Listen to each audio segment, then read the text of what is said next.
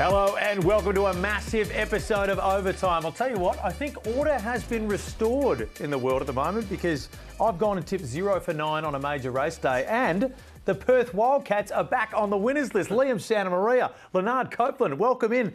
Everything just feels right again. Thanks, man. It doesn't quite feel right that Cam's not in the seat, but we're happy to have you in the mix. Let's just not worry about it. We won't tell everyone where he's gone. We can't legally say where he's gone. He's just off for a little bit of a visit somewhere else. But Leonard, welcome in. Thanks, man. Good to be here. Good to see you. Last night's game. Wild. Do we go ahead and say it's the best game of the year? Can we just So put that far, one down? So far, I think so. So far, for sure. Yeah. Wild game. Absolutely unbelievable. It was so fun that it went the distance and beyond. You know, it was one of those games that you just kind of felt deserved overtime. It got there through a variety of different twists and turns, as we saw down the stretch. The refs were very heavily involved. We were deep in the rule book in the late stages of this game, but two big franchises going head-to-head and taking it right down to the wire. Absolutely. It was emotional. I'd say emotional. I was at the game. I was up. I was down. I was cheering. I was booing. And the coaches, both coaches were really coaching. The guys were yelling at the refs. They're yelling at their players. And what a game. What a game. What a shot. But we're going to break this thing down piece by piece because there were so many moments in this. But the thing that stood out for me was that we're saying one of the best games of the year. But the fact that the reason it was one of the best games of the year was because of a botched call and 2 missed free throws. So maybe not the best picture of basketball, but I'll tell you what, that man on the screen right there, James Usher, he can win you and lose you games in the stroke of a button. Yeah, I mean, he was kind of Jekyll and Hyde, wasn't he? He's Jordan, not James, but you can talk to him about that individually. But yeah, I mean, it's a game that really should have been decided in regulation. The Delhi and one should have been there. You know, you can say in a variety of different ways. And Jordan Usher had the 2 free throws. In the end, Perth, in overtime, came out and made all the big plays. Look, they deserved it. They deserved to win. They played some quality basketball. Cotton was exceptional again. And I didn't expect that because Melbourne has the best defensive guards in the league. Now, although Ian Clark goes down, Shea did his best. You know what I mean? But Cotton just found a way to get it going. Yeah. And I think that's because they put Wagstaff in that game, and he found him here, there, set screens, did all the right things. Well, that's it, man. Well, let's just break down this game bit by bit what happened here. We'll have a look at the Delhi foul at the end of regulation because that's really the biggest probably talking point coming out of the game. You know what's a bigger talking point for me? The bucket. Yeah. Delhi making that play. That's a game-winning play. And you're right, it was a foul, right? Like, it was a hands foul. It should have been called a hands foul on Alex Sarr. It was called a body foul. They review it, and they had to go by the letter of the law. So, as a result, he didn't get his free throw. But, Copes, that's a big-time bucket from a great of the game. And he was going at these guys in the fourth quarter anyway. He took over and said, I'm going to put you guys on my back, and I'm going to get you there. He made some big shots. He shot the ball well, and he played good defense. Which was interesting because in the fourth, maybe it was a little too much Delhi. Yes. I mean, not in the fourth, sorry, in overtime. And Joe Lawal spoke about that post-game saying, I felt like we kind of lost our way with our execution down the stretch. Part of that was like, hey, I could have done with a couple more touches. Yeah. But it did get a little Delhi-centric. But, man, that was a big-time play from a big-time player. Well, Olgun's going to break down the letter of the law stuff that you just spoke on because I find that a very interesting one, what the refs have to play by and what the coaches have to play by here. But James Usher for me. Now, obviously, moved to the bench for Perth. Jordan Usher, we can call him either way. Usher, once you get moved to the bench for me, I forget everything. I forget everything. You've got to earn your way back. I will call you by your name when you're starting again. But look, there's no player in this game more so than Jordan Usher, where it was he can win you the game and he can lose you the game. We saw it with the step-back 3 that sent it to overtime and 4 seconds on the clock. He made me nervous, though, with him coming down the court with the ball. I didn't know what he was going to do. He had a couple of bad turnovers where he passed it across court, and I think Joe stole the ball and took it down and dunked it. But then he comes out and makes a hard layup. He makes 2 threes. He does all the right things, and he's cheering there, and then he misses 2 free throws. Just up and down. You don't know what you're going to get from this guy, but you know his heart's in it, and he was happy to get a win. Yeah, wild that he to these free throws. What a great view watching it from the other end of the floor just quietly, and you could see that they both were offline, and it would have been, you know, part of me as a neutral observer who doesn't really care who wins, most of the time in these games, I want the team to win that needs it most. Yeah. You know what I mean? Yeah. And right now, coming into this weekend, it was Perth, so I'm cheering for Perth, you know, deep down. And it would have been kind of nice after he hits that massive three. Then Daly ties it up, and then he goes to the free throw line. For him to just ice it and just have that moment of like, get around me, fellas, and just stick it up your Perth Red Army and so on and so forth. Yeah. He missed him. But for them to then come back into the huddle, regroup, come out and execute as well as they did in overtime, I think said a lot about that team. They're playing a lot better now. They're relaxed. They look like they're having fun. And sometimes it only takes one win to get you back on track. That big win they had in Perth. Now they look like a team, and they have enough talent, trust me, to make some noise. Well, for me, the biggest part about them looking like a team again is Bryce Cotton. Is what Bryce Cotton did over the course of this weekend. Now, not just him making shots, but the way the guys got him shots as well. Hiram Harris, those uphill dribble handoffs. It's no surprise that the first clip here is a Hiram Harris dribble handoff to Bryce Cotton. Now, he's going to make his own plays, but these little touch passes, just an awareness of constantly looking for Bryce, slapping on ball screens whenever there's an opportunity. Pinder, as these guys are now, they've clearly spent some time on it in that extended break that they had. When they're coming down the floor and Bryce has it, that they're all now looking to set a pick for him so he can then come off and start creating. Things we talked about a couple of weeks ago, they're starting to do those things, and as a result, he has 29, he has 24, he's back being the guy that's pouring on the points, and they're winning games. He's played with Wagstaff. I can't talk enough about Wagstaff. Getting him the ball in the right position, setting screens. One time, Bryce comes off a screen, Wagstaff rolls, wide open three. You know, so you can't leave him. He's a veteran. Yes, he didn't have the legs, but you got to play him because he knows where to get Cotton the ball and how to make that offense run. How much of a weight is it off the shoulders? Because we saw Bryce Cotton talk in the media saying, I didn't recognise that guy that was playing beforehand. Now that he's managed to it's all right to have one good game. But you have two good games, and all of a sudden, you know, that weight's off a little bit. He gets to go back home. You know, the crowd knows, okay, the old Bryce Cotton's back. You're a guy that's been in that position. I know you never had you know about confidence, games. too. You're a guy full of confidence, so we know you know what it's like to walk in those shoes. The thing is, though, once you knock down those shots, and you've seen him that game in Perth when he made the shot, and the crowd erupted, and I could feel goosebumps for him because he knows I've been there and I've done that. What am I doing here? Let me get myself back to where Cotton should be and the Perth Wildcats should be. Yeah, I loved it. I loved seeing RAC Arena erupt off the back of Bryce Cotton big plays.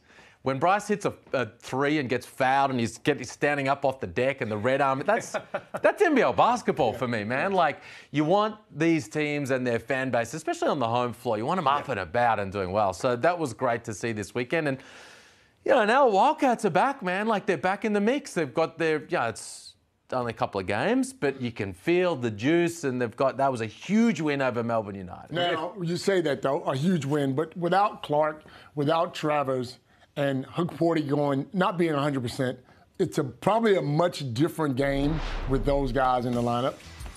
Well, it's tough for Melbourne right now. Look, they're going down. Three major players. Now, we don't want to take anything away from Perth, but some solid injuries in this, and it's going to be interesting. We're going to chat with Olgun a little bit later on just how serious they are. The Ian Clark one was a worry for me because as soon as you come out of the game, and you don't put ice on anything, you can tell that it's probably going to be a little bit of a lengthy spell. He was killing too. 3 for 3. And he just looked comfortable, didn't he? He looked good. And then this was not good, man. Like, what was it? Inside the opening minute, they'd been talking in the lead up, like, it was the first time we got our full team together, and then bang, first play, two guys go out of the game. So that was a bit of a bummer for them. But hey, I hear you. I don't take anything away from Perth. Yeah. We've seen Melbourne tearing teams up of course, with guys out. And, you know, you got to come into that building and get that win. They did it the hard way. They went about it the right way.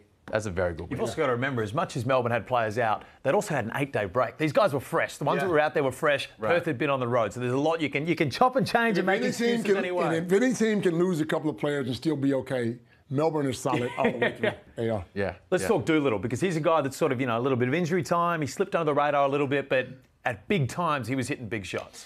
Yeah, and like, he's one of those imports who is not going to lead the league in scoring, right? But he's almost like a glue guy import.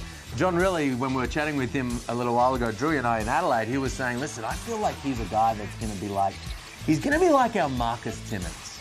over the course of the season, where, you know, you've got your Gaze and your Copeland and your Brackey, but you got a guy on this squad as well that is like that next option who can really get out there and get some things done. So they're leaning on him to play big minutes right now. He's versatile, can slide between the 4 and the 3, can defend multiple positions, is big and strong and tough, and is giving them a bit defensively that they need and resembles the type of team that they want to be at that end of the floor. So he's a super important piece to them right now and what they're going about doing. All right, so the Perth Wildcats, they're back. Every single problem has been fixed. John Riley's a superstar. Bryce Cotton's a man. Are we all in agreement? Perfect, fantastic. We can move on. Brisbane and Tassie, the fight for the top 4. They look like two teams that are going to really be challenging. We've got sort of Melbourne, Sydney looking a cut above the rest at the moment. Brisbane, Tassie, they're going to be the two that are fighting. Brisbane has really impressed me. Now, you said it from the beginning, and I must say, I didn't call it Brisbane Island. He was on Brisbane's island straight away, and I said, no, I think they need a little bit more time to get their things together. But the bigs for these guys have really been good for. I mean, Baines has been out, but the other guys have stood up and played good basketball. Bannon, Harris, these guys are playing fantastic basketball, and the guard Norton. He's leading the league now. I'm leading the team now to a much better place. Can we give the Jack Chopper some love? Come on, bro, they won this game. Yeah, we'll give him some love. We'll give him some love. Yeah, straight to Brisbane. You on the payroll? Oh, sorry, man, I missed that one. No, I feel you. But it was a fun game. And Brisbane won earlier in the week. They beat Tasmania the week before. And the fact is, this game went right down the wall. It was a wild finish. No one could score in the last couple of minutes. But yeah, I mean, that's two teams I think that are really tough beats. And as a result, they experienced that with each other. They were tough.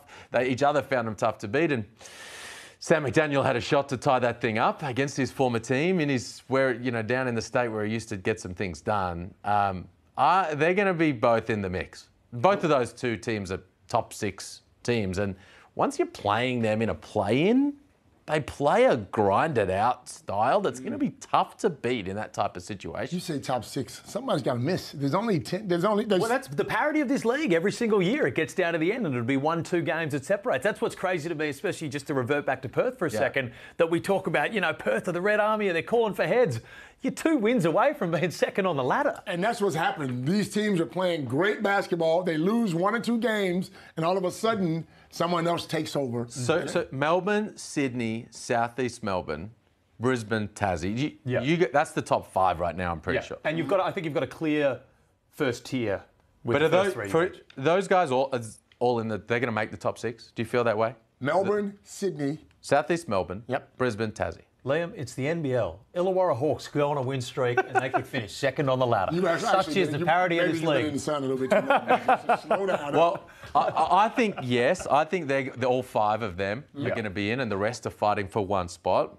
And one of the big reasons why Tassie is in that mix is because of Milton Doyle. Yeah. Now, John Crawford, Milton Doyle, been fantastic this season. But wasn't it fun to see Doyle off the back of having 7 points against Brisbane the week before and Tassie losing, get back, Copes, to doing this type of stuff? I picked him as the MVP of the league this year, so I know what he can do. And the good thing is, guys on the team know what he can do. They go to him, they feed him. He's a nice guy, but he plays the game the right way. He doesn't go out. He's not one of those guys that has to have the ball every time you see him. He cuts, he moves, he gets other guys involved, but at the end of the game, this is when you talk MVP, do you talk most valuable to your team?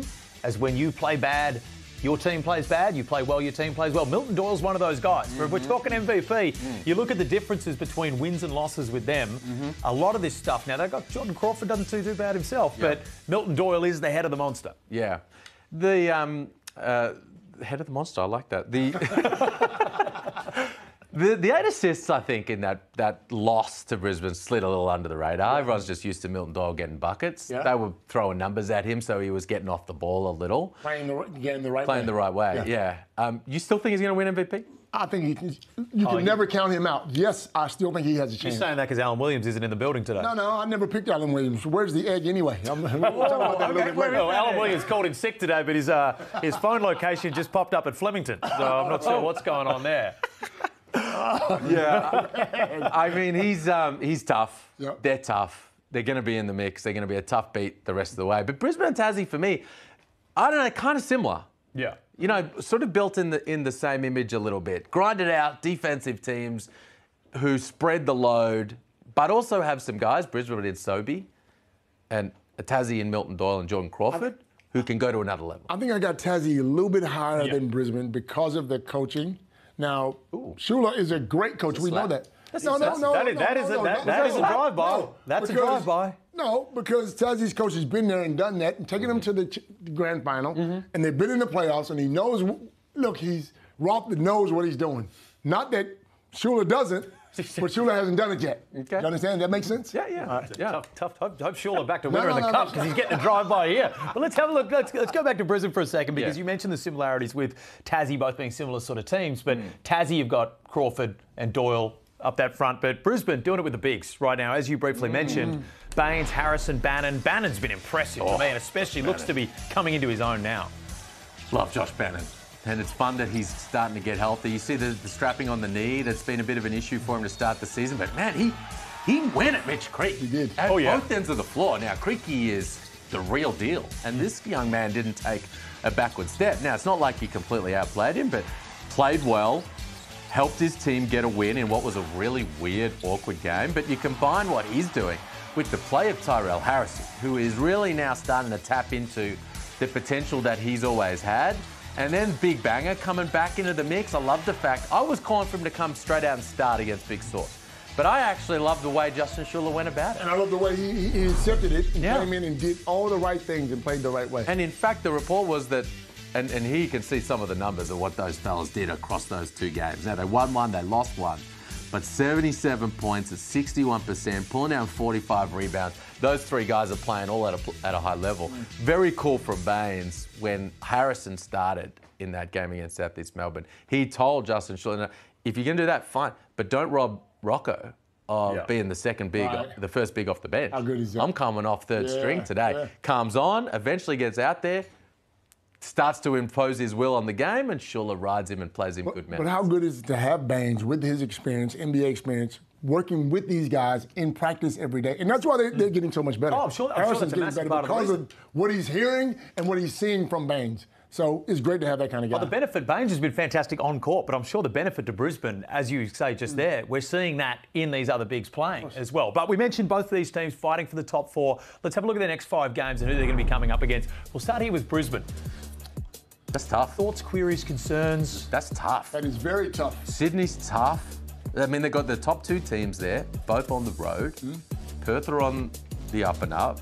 And Cairns and Illawarra, well, less so Illawarra right now, but Cairns, man, like those teams can catch fire and give you issues. I think Brisbane's run here, Copes, is tougher than Tassie. Absolutely.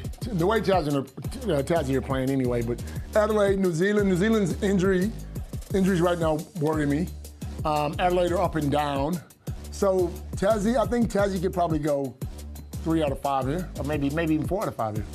Certainly, I would rather be Tassie in that one, Yeah, as you said. But anyway, to wrap up that first segment, Perth, everything fixed. Justin Shula, public enemy number 1 for you, Leonard Copeland. To break down everything coming up next, Olgun's coming back after the break.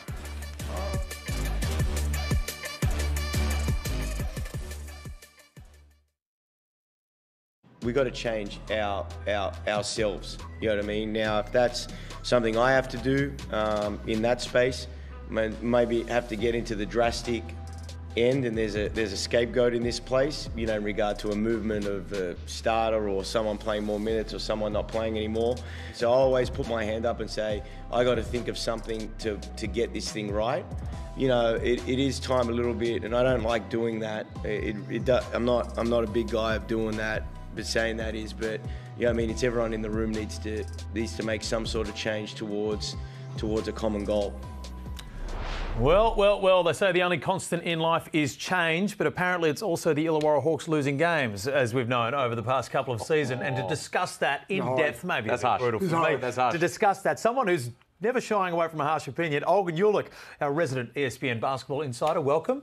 Thank you, Felix. That was really harsh. All right, You don't like going to Wollongong? You don't like going to Wollongong and I having love a good time? Chicos. I love it. Okay. I'm all over it. But you know what? I also like winning games along with my Chico roll. Okay. So anyway, Olgun, changes at the Illawarra Hawks. Your turn. Yeah, so as Jacob Jacoma said, there is serious consideration into changing something, right? They're 2-6. They have not won a lot of games over the past 2 seasons, so something does need to change. Jackomas mentioned earlier in that press conference that there's some consideration into what do we do with this starting lineup. Is that what needs to change? From what I understand, there is some serious consideration into changing that starting lineup. And so you look up and down at what can you do. You look at Justin Robinson shooting really bad splits, below 40% from the field, below 30% from three. Tyler Harvey, his worst shooting splits since he's been in the NBL. One thing that I'm told from speaking around people, I was in Wollongong the other day, Mason Peatling returns to the lineup next week. He's coming off a cheekbone fracture that's had him out for a little bit. Mason Peatling was Melbourne's one of their enforcers over the past few seasons. He was a big part of them being a really impactful defensive team. The Illawarra Hawks are the worst defensive team in the league, and so there is some serious consideration into Mason Peatling coming back from his injury, entering that starting lineup. Maybe Gary Clark moves down to the 3. He played some 3 when he was in the NBA, and maybe bolstering what they do defensively, maybe setting a tone like that early. Interesting. Something needs to change, clearly. Yeah. You can't just keep banging your head against the wall and doing the same thing and you'll end up getting the same outcome. Maybe every now and then you might have a buzzer beater and you steal a win, but you're not going to turn your season around. We spoke about this recently, right? And you can change different things. You can change the coaching staff. Well, Perth, Illawarra, Adelaide, none of these teams decided to do that. Right. You can change your roster. Adelaide said, bam, let's bring in DJ Vasiljevic, and it's helped them turn things around. Or you can change your lineup. Perth go Jordan Usher. You're coming off the bench. Hiram Harris, you're going to start. Wagstaff's going to play more. The Websters are going to... You shuffle the decks around and you can change things up. They need to do a bit of that, clearly, because they're not changing the roster and they're not changing the coaching staff. What they do in terms of all of that is interesting because, Mason's been out for a little while. Does he come straight back into a big role starting right away without having those reps in recent games? I don't know. Do you look at the backcourt and say, all right, well, maybe this isn't working for us on the perimeter here. We talk about not being an elite defensive team. Maybe these two, it's about staggering their minutes a little bit more. I watched them on Friday. I was there. Someone has to tell them when they're shooting bad shots. And I love Harvey. I love the way he can get it going. Some of his shots hurt them. He takes a long 3, they're running out. Robinson takes a long 3, they're running out. So there has to be a coach. Back in the day, I probably shouldn't say this, but back in my day, if you took a bad shot, the coach is pulling you. That's a bad, and telling you that is a bad shot, you're hurting the team. No one's saying that to them. There's nobody on that sideline saying, that is a bad shot. Let's swing the ball, move it around. Now, maybe in practice they're saying that, but I watched that game. I was there. No one's saying that's a bad shot. And the hard thing is we sit here and we sort of talk as if this is new and this is just happening this year. But if we have a look at the record that the Illawarra Hawks have had, it ain't pretty. And you know what? If you dive into those 5 wins, 2 of them were off Tyler Harvey heroics and a few of them were against really, really bad teams. So it has been... you can't dress it up that much. You try to be nice around this stuff, but you just can't dress it up. Look, if you're winning one of your 5 games like this, and there was another one even deeper than that, you're in a bit of strife. No, this is not going to get it done. I mean, yes, and that's what I mean. People love it when he makes those shots. And I love him. I love the fact that he can play basketball. But sometimes those shots hurt you more than they help you. Yeah, it's tough. He's a tough shot taker and he's a tough shot maker. Yeah. And you love it when they go down, and then who knows, he might have a game where he's hitting quite a lot of them and then we're all singing his praises about what a dynamic offensive weapon he is. It's about how much, I guess, funneling it and saying, all right, early shot clock, let's see if we can get something better. There might be some period times in the game where we're on the same page that, hey, it's time to go a little bit in this regard. I mean, it will come as no surprise to you guys that I think that they should inject AJ Johnson into the lineup a little bit more. I think the energy that he brings that team every time when he's on the floor is palpable. And I think that he can give them a bit of a punch and he should get some more run. I agree. I was there. He looked good in transition. As soon as he comes on the court, he gets a rebound. He's down the court in 2 dribbles. He's making them run. He's putting pressure on the defense for the other teams. So I'd love to see him in the lineup. Well, plenty of changes to go. Hopefully, plenty of changes to go at Illawarra to get the Hawks back on track. But let's just close in on Dean Vickerman's press conference after the Wildcats Melbourne United game, because he had a few choice words about just how that last Dally play went down. I want to discuss on the back of this with Olgun just the letter of the law when it comes to that final call. I go back and watch it after the game and say, Saar hit Delhi on the arm. And so if that's what this rule means, to say there's a foul called on the play, and if they called a push or a hands foul, to say it's a foul. And so I can't, Scotty or someone is going to have to tell me what happened on that play, because it's clear as day that an arm comes across his arm and hits the play, and we should be shooting a shot for the win. To overturn that is crazy. Now, Olgun, we can understand the frustration here from Dean Vickerman, but the letter of the law, the foul was originally called a push. And that's what coaches and Scott Butler and the referees have decided. That was the agreed upon circumstances when challenging a call. And so you can see here, yes, Delhi did get raked across the arm by Alex R. That is the foul. That is a foul. But it was a push called. It apparently wasn't a push according to the official, and so they can't change it according to the letter of the law. There was also a concern here from Melbourne. Melbourne did not like this. They thought this push from Golding came before that Alex R shot attempt, and so that Alex R shot attempt, according to United, shouldn't have even counted. And so now we have this statement from the league, and Felix, I think you can read this one. Yeah, well, look, Perth, John really obviously challenged that call late, and from everything we get from the NBL here, the right decision was made under the letter of the law. The original call was a push. They looked at the vision. There was a hands foul up top, but unfortunately for Melbourne United, the original call was a push, and you cannot challenge something that was not whistled. And so the question then becomes, this agreed upon rule, is this the correct rule if our goal is to achieve correct outcomes when officiating games? The talk around the league is that no, it's not. It's agreed upon by all the coaches, all right? Everyone agreed on this. Yes. Yeah. But so to be clear, what they agreed upon is when we challenge a call, so the call is made as a pushing foul, we challenge that. Mm-hmm. When it goes up to the replay centre, you're not allowed to re-referee the play. That's right. And say, you're right, it wasn't a pushing foul, but it was a hands foul, so we're going to go with that. I think that, so the coaches, were asked this. They've been asked that over a number of years, and they've said, no, we just want you to deal with the call that was made. Yep. Don't go up there away from the arena and then re-referee the decision. Now, I think that they should be able to. And then what that would have resulted in is Matthew Dellavedova going to the free throw line to shoot a bonus to win the game, which he should have done if the rule was, I think, how it's placed. Now, I think Vico knows the situation. Yeah. He was a bit frustrated, and he knows exactly what you can challenge and what you can't and how all that works. And the reality is that can really only be changed in the off-season. Right. Let's sit down again with all the coaches and the league and say, all right, well, how are we going to do this? Because if that's the last 1 second to go in Game 5 of the Championship Series, you want the right call to be made. That's right. That's exactly right. And again, you can't be mad at the officials upstairs. You got to be mad at the guy on the floor who made the actual call at the end of the day. Yeah. But then there should be, can there not be tweaks? And I actually don't know the answer to this. Could there not be tweaks throughout the season to say maybe the official on the floor could make another determination saying there was a block, there was hands there as well? Because I'd say most fouls are more than one sort of charge, right? There could be multiple. You open up a can of worms. Once you start tweaking yourself, I'll tell you what this has written all over it for me.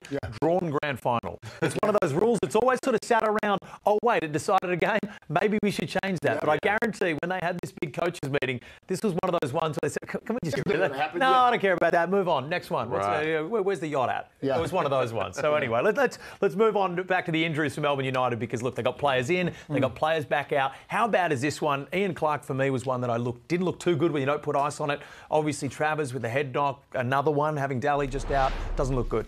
Yeah, United is just in a tough space because they've had so many guys over the past few seasons be out with concussions. This one didn't look great because this is what Ian Clark missed time with at the Blitz. He had this left hamstring strain. He missed time to start this season with it as well. And it was sort of a continuous leg issue that he had been dealing with. And so that's something that they need to monitor pretty closely. This is another one where the good news is Travers was up and about after the game. He was in good spirits. And so I think he'll just enter your regular concussion protocol. And so that does mean he's probably out for 7 or 8 days, which means there's a really good chance overwhelming likelihood he'll miss the throwdown, which is quite annoying. It's annoying because it looks like a lot of these guys may miss the throwdown. And then we are waiting to hear the severity of Hook Porty. He got a knee knock basically from Luke Travis's head. He was sort of in and out of that game. He didn't look like he was completely healthy. There was major strapping on that knee as well, and so we're waiting to hear the severity of that one. Well, let's move right now on to Adelaide and New Zealand, bringing in imports. We'll start off with Adelaide. Still looking for an import. What are they looking for? I know you got your ear to the ground in every one of these cities, Olga. You better bring me something here. It's radio silence, Felix. I'm so sorry. As far as I know, right now, there's nothing imminent. They are still proactive in their search, but nothing imminent, which is interesting because since basically you can judge this Adelaide team from when they got DJ Vasiljevic, right? Because before that, it's almost redundant basketball. They've been a much better offensive team, as you would expect. They've been a worse defensive team. And so I imagine there should be some level of urgency to bring in front court reinforcements, but as of now, from what I've heard, there's nothing imminent coming. New Zealand as well, sitting in the same boat there. Same thing with New Zealand, and the point that Liam brought up last week was poignant. It's really tough to get someone of the quality that you want at the price you want at this time of year. It's really tough. That's something that they were proactively looking for, but actually finding that guy and pulling the trigger is a different story. What's the tough part is that you're bringing them in for only a short period of time. Yeah. We want you, we love you, we really think you'd be great here, but we can only do 5 weeks. That's why or I 6 think weeks. DJ Johnson is perfect for him. For who? For New For Zealand. New Zealand. I mean, he's here, he's in shape, he's ready to go, he can stretch the floor. You're only going to use him for 4 or 5 weeks, and then your guy's coming back. Do you know who the actual perfect person is? And I'm told that there's no movement on it. It's Rob Lowe. Right. Yeah, He's the New Zealand guy. His time at Melbourne should ostensibly be finished soon. Right. But it doesn't seem like there's any movement between those two. If Rob Lowe is deserving of more than this because he's a legend, but he's like the new Jeremy Kendall. Like every team is like, yo, Rob, have you got Rob Lowe's number? Well, you need to start calling these teams at a private number to get some more of that information, all right, Olga? But anyway, thank you so much. We're going to head to a break right now. All that and a whole lot more coming up. Ooh.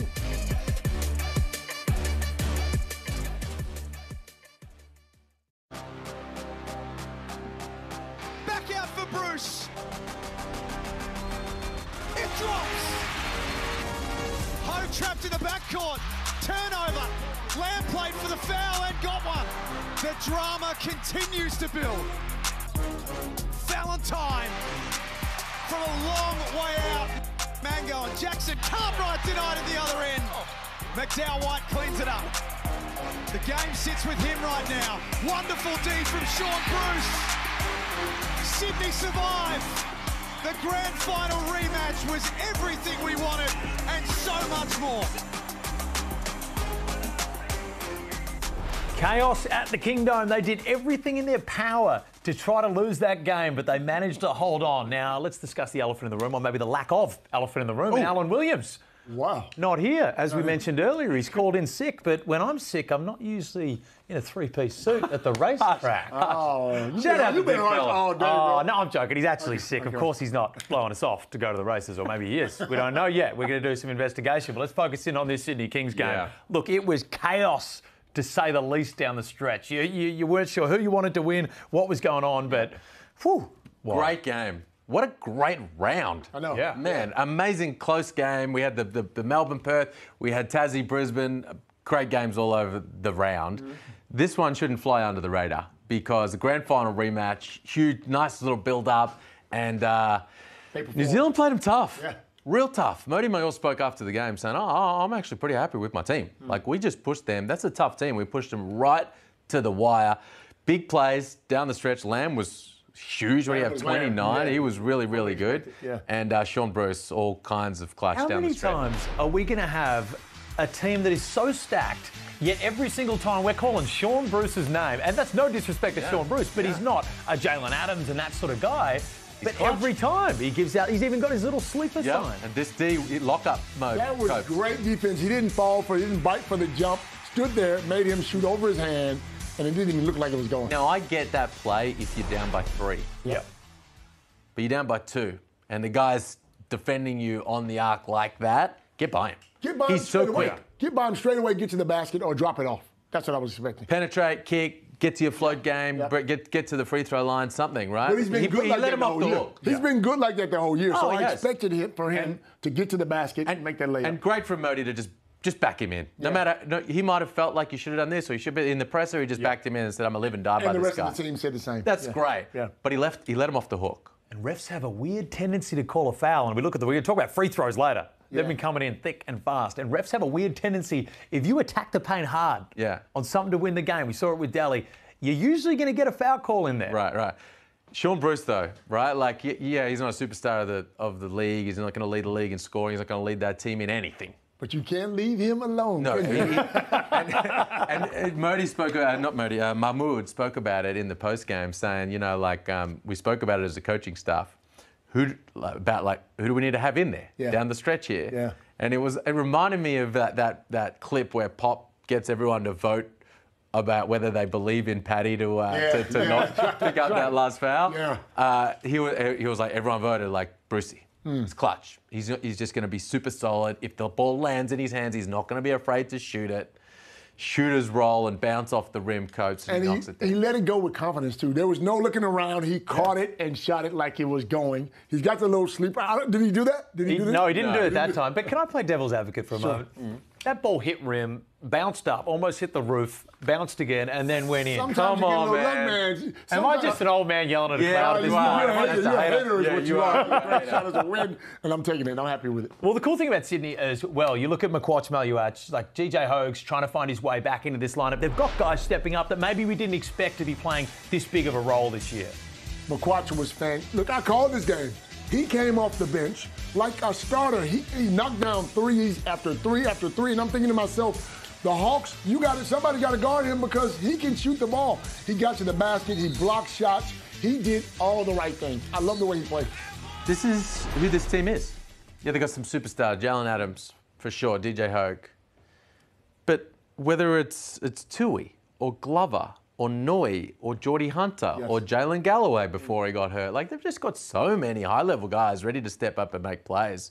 Tough team who seem really together. Mahmood's telling them, hey, listen, your opportunity is going to come at different times. Make sure you're ready. Guys are stepping up and taking advantage. It's always, for me, the sign of a good coach as well when you've got guys stepping up like this. Like, any coach can have superstars, but if you're getting your role players and your bench guys to come in and get good minutes, is always a good reflection on the coach. And you know what? It's such a good call and it comes down to communication.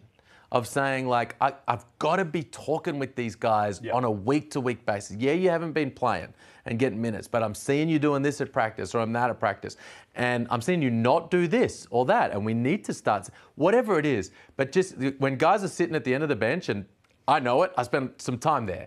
You know it. You spent some time there. I wouldn't know that you guys keep that to yourself. You just need to be communicated to. So you know, okay, this is where I sit. But guess what? Everyone in the league has said what a great guy he is, but he knows his stuff. I haven't spoken to one person that had something bad to say about that coach. He knows what he's doing. Plus, he's a great guy, and he's a great communicator. Well, speaking of great coaches, let's roll straight into New Zealand here. Because one of the most unpredictable teams of the competition for me, and we saw it last year, their best and their worst are poles apart. Coming off a win on Friday, they're a team that, you don't want to face them at any point.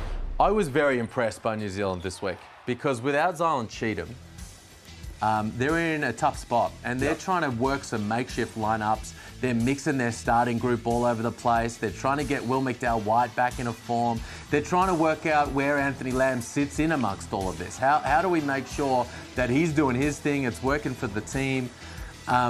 And what are we doing at the 5? Okay, we've got Matt Yang, but sometimes we've got these smaller lineups with Delaney and the like. And yet they were a play off a 2-0 weekend, including what was nearly a win over the two-time defending champs. Lamb's a big-time player, man. He's been in the league. He's done it. And as we see, he can carry a team by himself. But if you get Will McDowell-White back to where he was last year, then you've got to put these guys in that top 6 that we talked about. On that topic, Will McDowell-White relegated to a bench role at the moment. Now, arguably one of the biggest, recruits to return to a team along with Milton Doyle. Yeah. Sometimes I think we overreact to guys coming off the bench. Yeah. Coaches need to be able... Now, you say that, you would have gone crazy. I would have lost my mind. But sometimes coaches need to move things around a little to make it work. And we've seen that with various teams around at the moment. He's still playing minutes. like he's still getting some things done. He's still working his way back from that broken thumb that he had in pre-season. Now, I don't want to see Will McDowell-White coming off the bench all season long. But if that's what's necessary for a hot little minute, then let's ramp it up. The best thing about him is he's a fighter. We had him in Sydney. He's going to come at you. Now, right now, he's a little bit down, but trust me, he'll come at you and he'll be Will McDowell-White at the end of the year, guaranteed. Well, they're certainly going to need it the way everything's going at the moment. But let's talk about South East Melbourne, the Fire Pit, an absolute fortress. Now, I was there on the weekend. Unbelievable. The entertainment, everything that Tommy Greer's got going on there is absolutely fantastic, and the on-court product, we're starting to see that as well. Yeah, and the crowds are up really well for the Phoenix. So it's going well on the court, it's going well off the court. Sauce isn't here. Copes, so you, what did you think about the loss to Brisbane, I thought if Sauce would have been here, it would have been an egg laying right here with his name on it, and I would have put little dreadlocks on the egg just to hang off, because he promised he was going to have a double-double every game. Sauce, you got into foul trouble, big fella. You got to stop pushing people around and knocking people over. I love you. But, big fella, just like I said, there's going to be some games where you don't get double-double. Oh, man. But how good has he been the whole year, though? Man, Sauce is sitting at home saying, you guys are showing my fouls. I cannot believe I'm not there in the studio and you're running through my 5 fouls from the loss in Brisbane. Because, hey, he's been fantastic. He's been great. He had a bad game. He got off on a technicality. The coach gets off on a technicality here. Foul trouble. Do you know what, though? Was it 14 and 8? What did he have? I think he had 14-7 maybe. That's still not double-double. Now listen, again, he said right here and promised me, I'm going for the MVP. Copeland, I'm going to get a double-double every game. It didn't happen, Mr. Sauce. I'll bring that egg next time you come. Next week you come, I'll bring that egg. That's very harsh. That's very harsh. That is incredible. One thing that I noticed as well, while you were just, sitting there hoping and praying that he got into foul trouble so you could make your little egg joke, I was looking at his number. Egg messages during the game trying to call the game. Oh, man, Egg Boy. Egg Boy. Why is he wearing number 50? I don't know, bro. The 15 jersey, the Indigenous round jersey they got was too small for him. Oh, come what we're on. missing is the vision of him trying to put that thing on in the locker room pre-game. But hey, the Phoenix, man, they're the real deal. Yeah. Cummings, they need Cummings to be the real deal. He needs to be healthy. Well, a bit of an injury scare, of course, with Gorjok Gak and Will Cummings. Hopefully, it doesn't seem to be too serious there, especially on Cummings' part, but he was starting to play some really, really good basketball. Yeah, and I think that Cummings will be back. Here was the Gak one though. That's the concern, man. Calves don't heal quick. Usually that's a few weeks, and that was a huge issue for them in that game in Brisbane because obviously Sauce was in foul trouble as well. So that's a problem for them.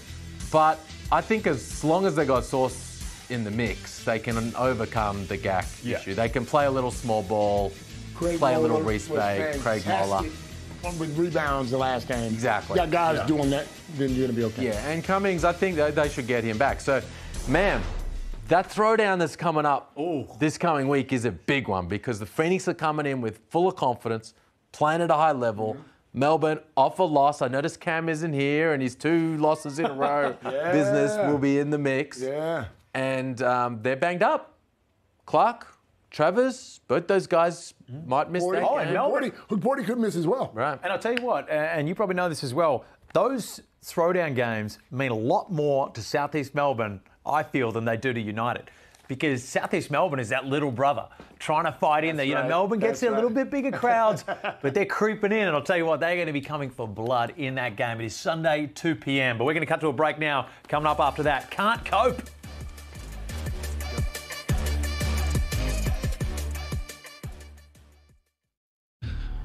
New league, obviously I have to adjust to the game, the league. I mean, getting in foul trouble and kind of putting myself and my team at in a bad spot. I want to be out there. I want to contribute. So just got to be better.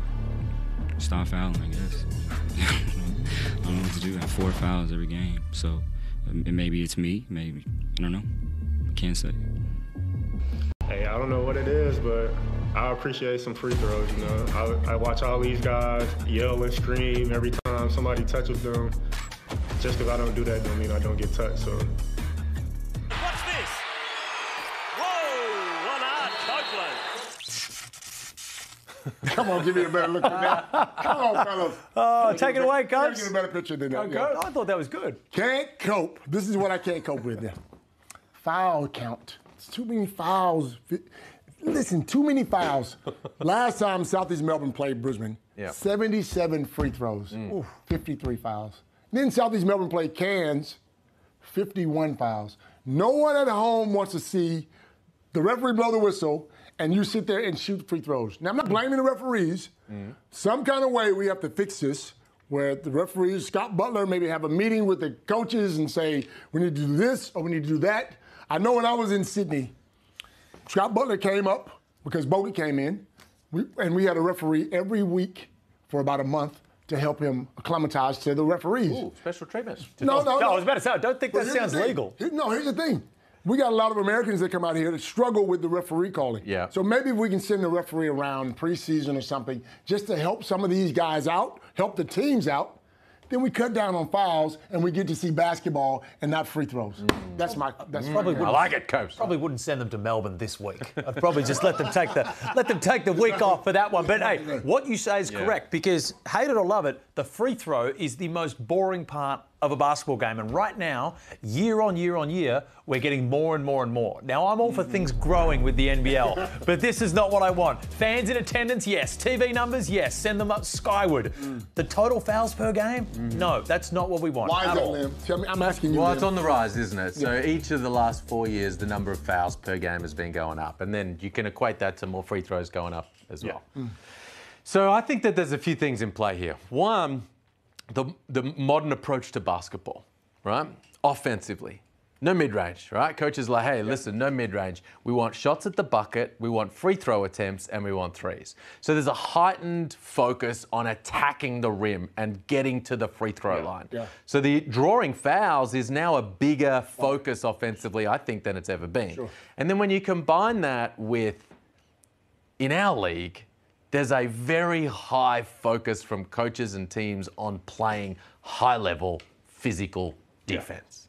And, you know, you've got the FIBA rules, the FIBA court. You can sit in the paint as a help guy in that area. We've tried to bring in a no-charge zone and tinker with the rules there.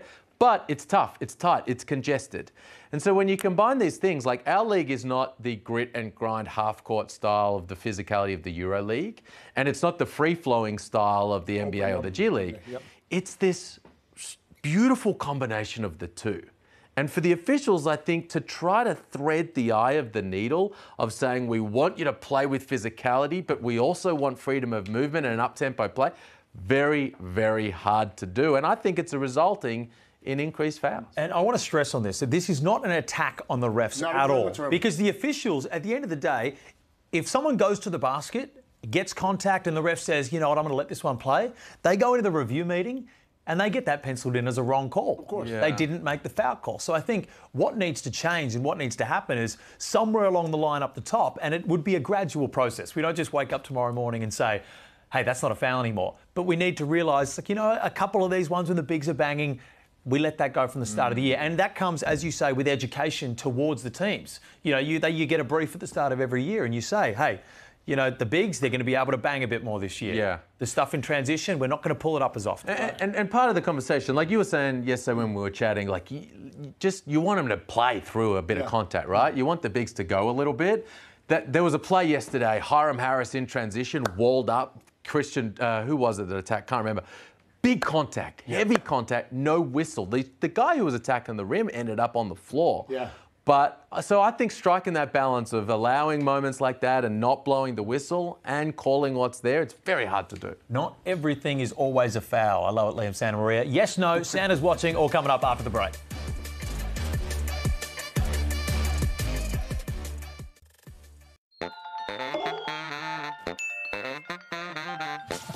Let's go, boys. Santa's watching. The best thing in basketball. We're starting. Hey, watch this from Nordo. Look at him stand on his shoe. Look at him stand. He just holds it. He's like, he's on my shoe. And then he blows right by him. Oh, that's great. Absolutely beautiful. This pass, not quite so beautiful from Chris Smith. Hey, it could have been a perfect pass. Come on, man. Here, Sobi, talk me through this, Felix. That's an example of Whose law is it? What could go wrong? Can go wrong? This went wrong for Doolittle, and you know what? We're going to show it 3 times. Oh, there you go. It's John Riley's fault. Now we're going to take it to Melbourne. This one from Taron Armstrong. Not quite on the money. Hey, that's a good shot in Tyler Harvey's book. Oh, my God. Hey, that's my boy. Come that's on, my man. boy. Come on, man. And Modi, he can see the funny side in the pumped by Reebok. Oh, that's beautiful. Wearing a pair of Nikes while he's at it. Absolutely amazing. How good is that? Jeez, I've just been a little bit brutal on my guys tonight, haven't I? You have been. Yeah, you got some calls to answer. Tell you what. Yeah, your turn to be brutal comes now because it's time for yes or no. Okay. Ready? Let's roll. Copes, the Sydney Kings are wrong for taking down Shane Heal's banner from the rafters. Yes. Jesse Wagstaff is a Hall of Famer. Yes. Indigenous art deserves a permanent place in some capacity on NBL jerseys. Yes. Bang. I love it. This one's absolutely rolling already. Everyone's agreeing with me. Sean Bruce is the most clutch player in the league. No. Wow, hater. Man. I'm a lover. Haters out here everywhere, aren't they? Will the championship this year be an all Melbourne affair? No. You hit a wow first before the no. There we go. And will Felix be the new host of Overtime? No. Oh, I'll tell you what, hey. Sorry, bro. You did well, though.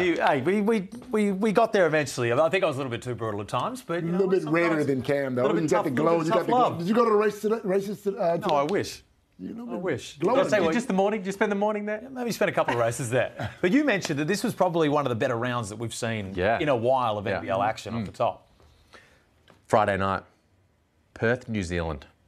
Ooh. Now, Perth starting to roll a little. Can they keep it up? Fridays in Perth is always fun. But New Zealand actually looked pretty good over the course of that weekend. It's slightly a little under the radar because there's a lot of focus on the throwdown. Perth, New Zealand's a big game on Friday night. And that's in Perth? Yes, sir. I'm going with the Wildcats. I think they found their feet. No one asked you who you thought was going to win, man. Wagstaff playing major minutes. Wagstaff to the starting lineup. Do it. Well, unbelievable round of NBL. That's all from Overtime. We will see you next week with Cam Luke back in the saddle. Thank goodness.